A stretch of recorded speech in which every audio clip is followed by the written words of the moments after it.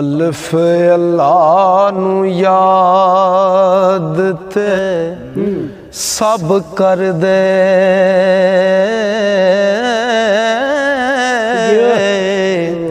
ओनू लब लैना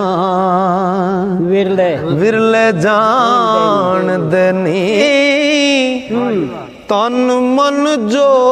दन कुर्बान कर दे ओह बुकलों यार पछाण दे नी मुल्ला विच मसीत दे लैण तरले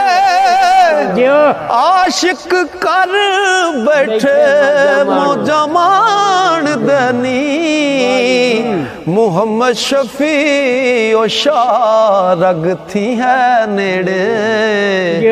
आपे दसदा विच कुरान दे।